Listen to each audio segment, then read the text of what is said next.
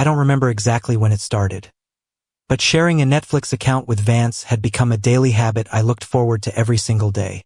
It was like a quiet little ritual between two guys who lived together but always pretended everything was normal. In my head, though, nothing about it felt normal, especially once Vance started climbing into my bed every night without asking. As if the space between our two beds was just some unnecessary detail in this room. "You picked the movie," he said, his voice low and lazy. He reached for my pillow, pulled it over like it was his, and hugged it.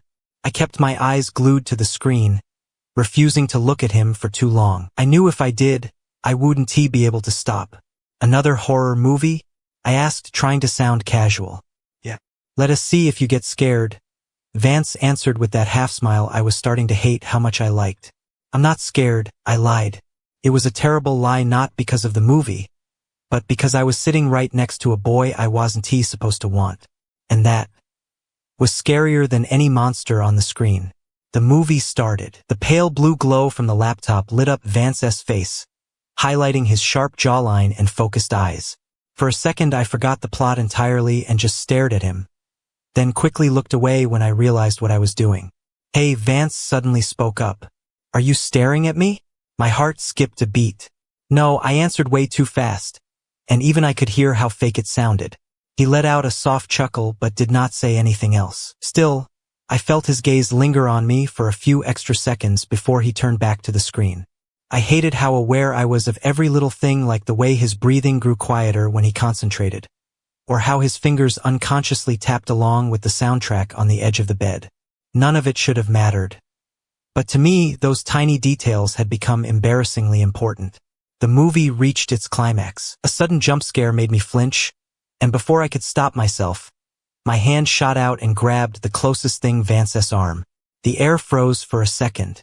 I realized I was gripping him tightly, and I did not let go right away. I did not want to. The feeling was too real, too warm, too good, too dangerous. "You said you weren't scared," Vance said, his voice softer than usual. Not teasing, just observing. I yanked my hand back like I'd been burned. "Just a reflex," I muttered, not daring to look at him. A few seconds of silence passed.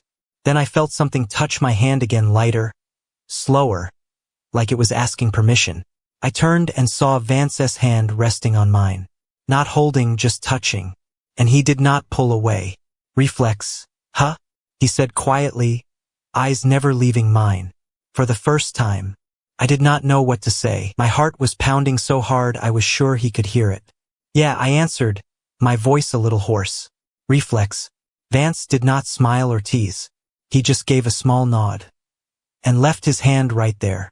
He did not push further, but he did not pull back either. Neither did I. I stayed still, neither refusing nor admitting anything, letting everything exist in that hazy in-between space we both understood but never spoke about. The movie kept playing, but I wasn't following it anymore. All my attention was on that small point of contact between our hands, on the warmth slowly spreading across my skin, on the feeling that I wasn't alone. And that feeling made me want to hold on tight and run away at the same time. When the movie ended that night, neither of us said a word about what had just happened. Vance simply stood up, stretched like usual, and asked, "Got an early class tomorrow?" "Yeah," I answered, trying to keep my voice steady. 8 o'clock. "Cool." He nodded, then went back to his own bed. Everything returned to normal, at least on the surface. But I knew something had changed. A thin line had been touched, not completely broken, but no longer intact. And the worst part was, I did not want to fix it. I lay there staring at the ceiling, my hand still remembering the feel of his, with one terrifying thought looping in my head. If just a touch felt like this, what would happen if I took one more step? The next morning I woke up feeling like I had a dream that was way too real.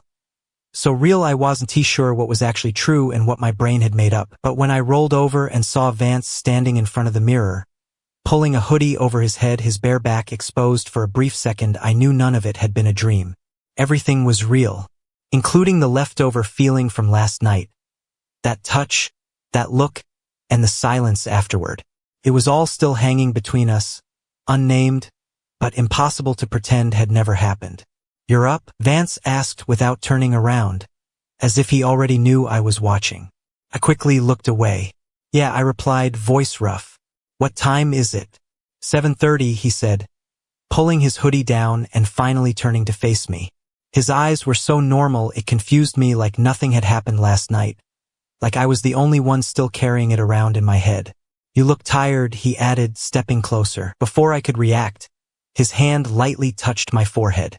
The gesture was so natural, so intimate, it froze me for a second. No fever, he muttered. Must V stayed up too late. I brushed his hand away, a little harder than necessary. I'm fine, I said quickly. Vance paused, his eyes scanning me like he was trying to read something, then just nodded. All right, if you say so. He turned away, and the air between us felt different, not obvious, but enough for me to notice the new distance that had formed. And I hated it. I hated that I was the one creating it. But I did not know what else to do. If I did not keep the distance, I would cross the line. And once I crossed it, I wasn't sure I could ever come back. All day I tried to avoid Vance as much as possible. I stayed in class longer than usual, ate lunch alone, even hid in the library until late just to delay going back to our room, back to him, back to everything I was trying to dodge. But eventually I had to return. When I opened the door, the lights were already on. Vance was sitting on his bed with his laptop open. Where V you been all day? He asked without looking up right away, but there was something off in his voice. Library, I said, dropping my bag. Yeah. He nodded, stayed quiet for a moment, then added, I thought we finished the movie from last night tonight. My heart stopped. I did not answer immediately, just stood there. If you're busy, it's fine, he continued, finally looking up. His gaze was direct, no dodging. And that was exactly what made me uncomfortable, not because he was wrong, but because he was acting so normal while I was anything but. No, I'm not busy, I finally gave in, because I knew I did not actually want to avoid him. I was only scared of myself. Vance smiled small, not too obvious, but enough to make something in my chest loosen. Good, he said. Come here. This time, when he patted the empty spot beside him, I did not hesitate long. I walked over and sat down. The distance between us disappeared again, like the morning had never happened, like it was just a temporary glitch. The movie continued, but neither of us was really paying attention. I could feel Vance's focus wasn't fully on the screen, and I knew mine wasn't either. A thin tension hung in the air, not uncomfortable, but full of anticipation. Gannon, Vance said, voice low. Yeah. I turned to him. He looked at me for a few seconds like he was weighing something, then asked, yesterday, were you avoiding me? The question was so direct I wasn't prepared. No, I answered on reflex. You're a terrible liar, he said, not angry, just certain. I let out a dry laugh. I was just tired. Yeah, Vance nodded, but his eyes stayed on me. Not that kind of tired. I stayed silent because he was right, and I hated how easily he could see through me. A few seconds passed. Vance sighed softly and turned back to the screen, as if deciding not to push me anymore. If you don't want to talk about it, that's fine, he said, voice back to normal. But that very normalness made me feel worse, because I knew I was pushing him away, bit by bit, just because I wasn't brave enough to face my own feelings. Before I could overthink it, I spoke. Last night. Vance stopped and turned to me. Yeah. I swallowed hard, heart racing. Last night. It was just a reflex, I repeated, like saying it enough times would make it true. Vance looked at me for a long time, then gave a small smile. But this time there was no amusement in it. Yeah, he said. I know. And for some reason, that answer made me feel like I'd just lost something small, but enough to leave an uncomfortable emptiness inside. We did not talk about it anymore. The movie played to the end, and neither of us really remembered what it was about. When Vance stood up to go to bed, I suddenly felt panicked, like if I did not do something right then, the distance would become real, no longer temporary. Vance, I called. He stopped and turned back. What? I opened my mouth, then did not know what to say. Everything I wanted to say was stuck in my throat, too real, too dangerous, too capable of breaking everything. Nothing, I finally said, and immediately hated myself for it. Vance looked at me one more second, then nodded lightly. Yeah. He turned, climbed into his bed, and faced the wall. For the first time, The space between our two beds in this room felt enormous. I lay there staring at the ceiling and realized something I'd been avoiding from the start. I wasn't just scared of liking Vance.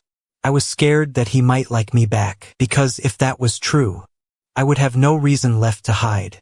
That night felt longer than usual. Not because I couldn't sleep, but because I did not dare to. It was like the second I closed my eyes, everything I was trying to keep balanced would collapse and I'd lose control. I lay still, listening to every small sound in the room. The ceiling fan spinning evenly, distant cars outside the window, and Vance's breathing on the other bed slow, steady, peaceful. It made me want to move closer and run away at the same time. I rolled over, turning my back to him, then rolled back again like an idiot who did not know what he was looking for. Finally I sighed, pulled the blanket higher, and told myself everything would be fine in the morning. I just needed to keep the distance, keep everything at the friend's level. That was the safest, simplest, most correct thing to do. I almost believed it, until my phone vibrated softly on the bedside table. I reached for it. The screen lit up in the dark with a Netflix notification. New login detected. I frowned, opened it, and immediately realized Vance was using my account right now. I turned and saw the faint blue glow from his laptop lighting up the wall. He still wasn't asleep. I hesitated for a second, then sat up. "You're not sleeping?" I asked quietly. Vance startled slightly and turned to me. "Yeah." "I couldn't sleep," he said, voice low, like he did not want to break the quiet. I looked at him for a few seconds, then got out of bed and walked over without thinking too much, just following whatever was pulling inside my chest. "What are you watching?" I asked, sitting on the edge of his bed. Vance shifted over a little to make space. "Not sure, just browsing," he said, eyes still on the screen. I looked over. A list of movies appeared, every genre, but nothing was selected, like he wasn't really interested in anything. "You couldn't sleep either?" he asked, not looking at me. "Yeah," I answered simply. No need for more explanation. A few seconds of silence passed. Then he suddenly closed the laptop. The room sank into deeper darkness, lit only by the dim hallway light slipping through the door crack. "Then let us talk," he said, turning to me. The space between us now was much closer than when we watched movies. I could see his eyes clearly in the dark, not their exact color, but very focused, very real. "Talk about what?" I asked, trying to sound normal. "Anything," Vance shrugged. "I don't want to sleep alone right now." That sentence was simple, but it made my chest tighten. Not because of the obvious meaning, but because of how he said it, straightforward, unguarded, like he was letting me into a space he normally kept closed. I swallowed. "Yeah." "Then tell me about you," I said, trying to steer the conversation. Vance gave a small laugh. "There's nothing to tell about me." "There is," I replied. "You always have something, you just don't say it." He stayed quiet for a moment, thinking, then sighed and leaned back against the wall. "I'm not good at this," he said, voice lower and slower. "Opening up." I nodded lightly. "Me neither." Another silence, but this one wasn't uncomfortable. It felt like two people standing in front of a door, neither daring to open it yet, but both knowing it was there. "My family. Isn't the type you can talk to easily," Vance began. "My dad is traditional, you know? Everything has to be in the right box, the right standard. No room for anything off script." I nodded, even though he couldn't see it clearly in the dark. "I grew up feeling like I had to become the version he wanted," he continued, "instead of who I actually am."